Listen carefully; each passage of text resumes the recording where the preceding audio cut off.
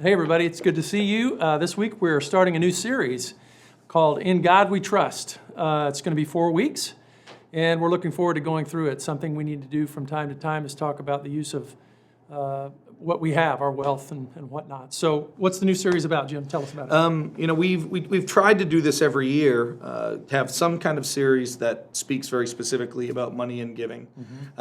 There is a tendency for churches to either overemphasize this and then to look at it like just merely in the context of giving, and you need to give more to the church, and we describe all of the major problems and people aren't giving like they should, and that.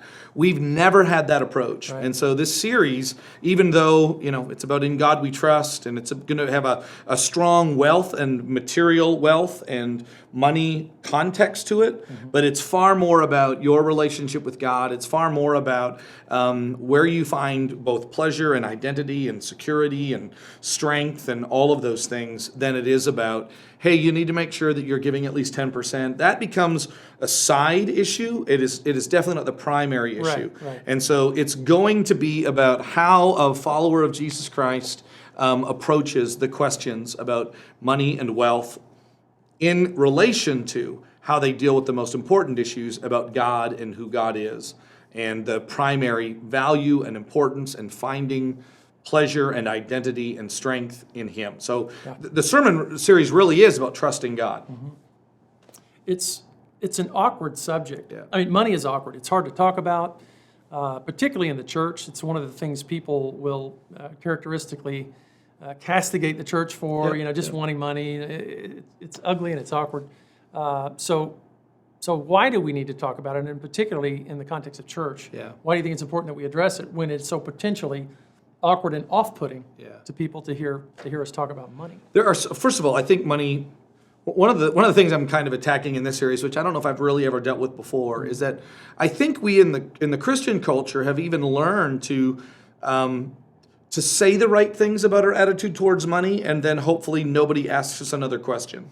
So we know how to say things like, money can't buy the most important things in life. I could ask anybody, and if I would say, hey, what's the most important thing in life? They would not say money and what it brings us, right? So we know how to talk like that. So one of the reasons why I think it's important for us to deal with this in a Christian context is to say, hey, let's cut the games out. Let's be more honest. And so I don't care who you are, money has a tie onto us in terms of the very real things it does provide for us. It does provide identity to who we are. It does provide security about how we look at the future. It does bring tremendous amounts of pleasure to us. Clothing, food, exactly. Shelter, all the things. So all of those things which are even necessary. Yeah. So I think one of the reasons why it's important that we talk about this is that I can think of a bunch of bad examples where money is either lifted up to this high level, it's proof that God is caring about you, God desires for you to be prosperous, and so there's that mentality which the church is really known for. The church also knows how to attack it. And literally describe the foolishness of money and the foolishness of wealth and the foolishness of pleasures. Which leads to a poverty gospel. Well, It's spiritual to be poor. Yes, which is also not true. Which is pride, and it just elevates the wrong thing. Yeah, or irresponsibility. I mean, we talked about this in our staff meeting on Monday. There are those who are more of a pleasure seeker when it comes to money. Yes. And then there are those who are more of a security seeker when it comes to money, right? And the security seekers have their problems, and the pleasure seekers have their problems. I'll admit it, I'm more of a pleasure seeker. I really don't find a lot of security in money for whatever reason. So it's not so much a security issue for me, but I am really tempted to take my money and to have fun and to enjoy it. So things like spending time with my family or buying the latest iPhone, those things bring me joy and bring me pleasure. And so how do I recognize kind of which bent I'm on? How do we have just very honest conversations about this?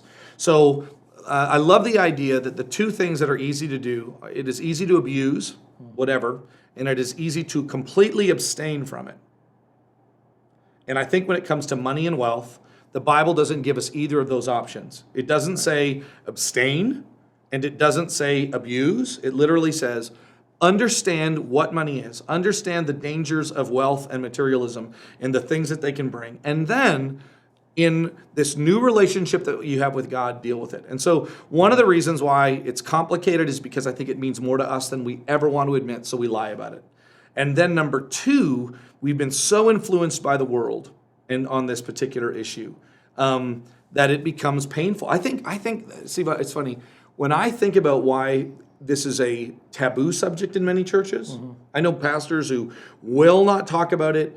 I think that within Christian circles or within the world, they so avoid being stereotyped as a prosperity gospel person or even as a poverty gospel person that they just choose to say nothing. Just and overreact. And that's not that's not an option either. We can't be silenced from fear.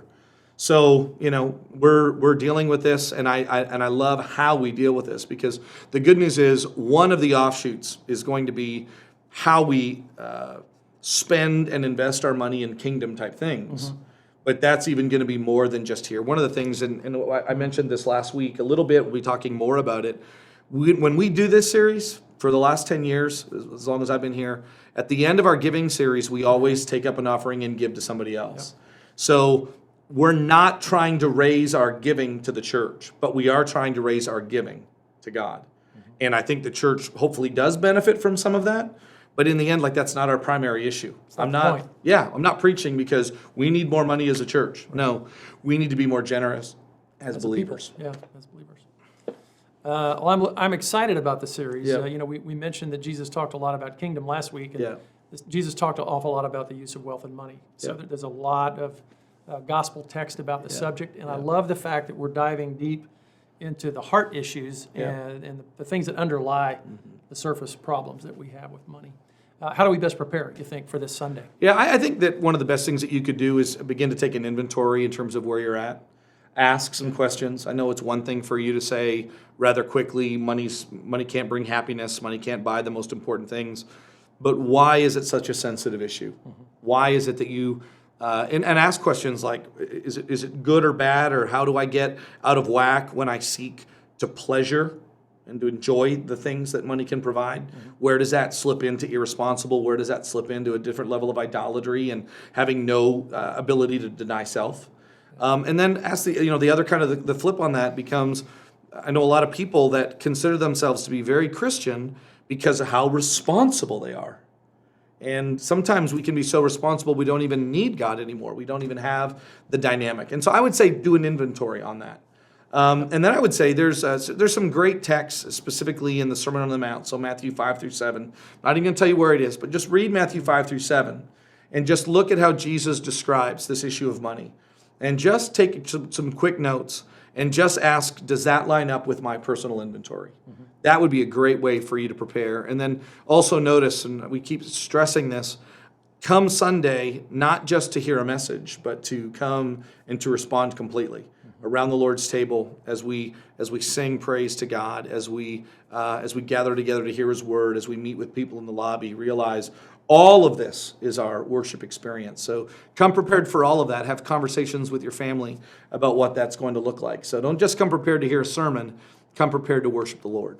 This week, Pleasure is Fleeting is the subtitle for the message. So it's both sides of that. We get pleasure from controlling things to try and find security, and we get pleasure from the enjoyment. And so Jim's going to talk about coming at that both ways. We look forward to worshiping with you guys on Sunday. We'll see you then. God bless.